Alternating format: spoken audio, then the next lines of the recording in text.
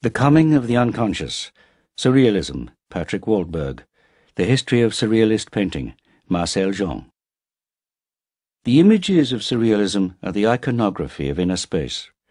Popularly regarded as a lurid manifestation of fantastic art concerned with states of dream and hallucination, surrealism is the first movement, in the words of Odilon Redon, to place the logic of the visible at the service of the invisible.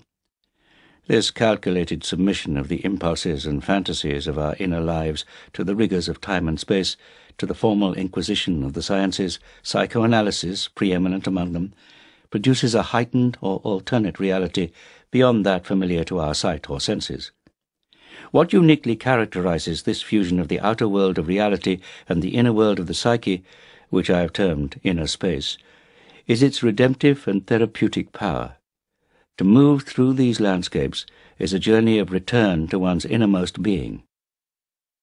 The pervasiveness of surrealism is proof enough of its success. The landscapes of the soul, the juxtaposition of the strange and familiar, and all the techniques of violent impact have become part of the stock in trade of publicity and the cinema, not to mention science fiction. If anything, surrealism has been hoisted with the petard of its own undisputed mastery of self-advertisement. The real achievements of Ernst, Tanguy, and Magritte have only just begun to emerge through the melee of megaphones and manifestos. Even in the case of a single painter such as Salvador Dali, the exhibitionistic antics, which the press have always regarded as news, have consistently obscured the far more important implications of his work. These contradictory elements reflect the dual origins of surrealism.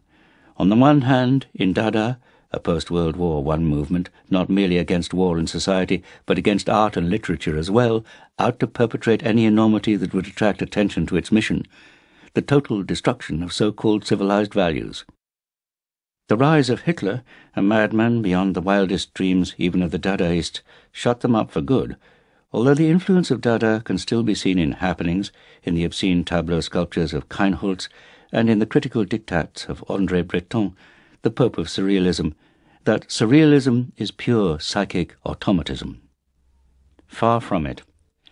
The other and far older source of surrealism is in the symbolists and expressionists of the 19th century, and in those whom Marcel Jean calls sages of dual civilization, Sade, Lautréamont, Jarry, and Apollinaire, synthesist poets well aware of the role of the sciences. Sade's erotic fantasies were matched by an acute scientific interest in the psychology and physiology of the human being. Lautréamont's Song of Maldoror, almost the basic dream text of surrealism, uses scientific images, beautiful as the fleshy wattle, conical in shape, furrowed by deep transverse lines, which rises up at the base of the turkey's upper beak, beautiful as the chance meeting on an operating table of a sewing machine and an umbrella. Apollinaire's erotic scientific poetry is full of aircraft and the symbols of industrial society, while Jarry, in The Passion considered as an uphill bicycle race, unites science, sport, and Christianity in the happiest vein of anti-clerical humour. This preoccupation with the analytic function of the sciences as a means of codifying the inner experience of the senses is seen in the use surrealism made of discoveries in optics and photography. For example, in the physiologist E.J. Maret's chronograms, multiple exposure photographs in which the dimension of time is perceptible, the moving figure of a man represented as a series of dune-like lumps. Its interest in oceanic art, in the concealed dimensions hinted at by Rorschach tests, culminated in its discovery of psychoanalysis. This, with its emphasis on the irrational and perverse, on the significance of apparently random associations, its concept of the unconscious, was a complete mythology of the psyche, which could be used for the exploration of the inner reality of our lives. Something of the ferment of ideas that existed by 1924, when André Breton issued the first Surrealist Manifesto, can be seen from both these histories. What seems extraordinary is the sheer volume of activity, the endless stream of experimental magazines, pamphlets, exhibitions and congresses, films and absurd frolics, as well as a substantial body of paintings and sculpture, all produced by a comparatively small group, far smaller, for example, than the number of writers in science fiction here and in the USA. Equally, the movement is noted for the remarkable beauty of its women. Georgette Magritte, demure sphinx with the eyes of a tamed Mona Lisa, the peerless Maurette Oppenheim, designer of the fur-lined cup and saucer, the mystic Leonora Carrington, painter of infinitely frail fantasies, and presiding above them all, the Madonna of Port Ligat, Gala Dali, ex-wife of the poet Paul Eluard, who described her before his death as the one with the look that pierces walls. One could write a book, let alone a review, about these extraordinary creatures. Nymphs of another planet, in your orisons be all my dreams remembered. In so far as they have a direct bearing on the speculative fiction of the immediate future, the key surrealist paintings seem to me to be the following. Chirico, the Disquieting Muses. An undefined anxiety has begun to spread across the deserted square. The symmetry and regularity of the arcades conceal an intense inner violence. This is the face of catatonic withdrawal. The space within this painting, like the intervals within the arcades, contains an oppressive negative time. The smooth, egg-shaped heads of the mannequins lack all features and organs of sense, but instead are marked with cryptic signs. These mannequins are human beings from whom all time has been eroded and reduced to the essence of their own geometries. Max Ernst, The Elephant of Celebes. A large cauldron with legs, sprouting a pipe that ends in a bull's head. A decapitated woman gestures towards it, but the elephant is gazing at the sky. High in the clouds, fishes are floating. Ernst's wise machine, hot cauldron of time and myth, is the benign deity of inner space. Magritte, The Annunciation. A rocky path leads among dusty olive trees. Suddenly a strange structure blocks our way. At first glance it seems to be some kind of pavilion. A white lattice hangs like a curtain over the dark facade, and two elongated chessmen stand to one side. Then we see that this is in no sense a pavilion where we may rest. This terrifying structure is a neurological totem. Its rounded forms are a fragment of our nervous systems, perhaps an insoluble code that contains the operating formulae for our own passage through time and space. The Annunciation is that of a unique event, the first externalization of a neural interval. Dali, The Persistence of Memory. The empty beach with its fused sand is a symbol of utter psychic alienation. Clock time here is no longer valid. The watches have begun to melt and drip.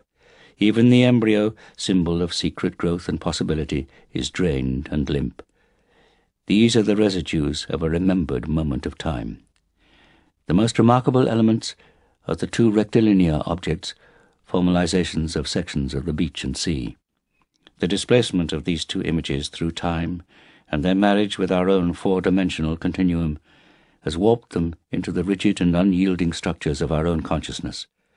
Likewise, the rectilinear structures of our own conscious reality are warped elements from some placid and harmonious future.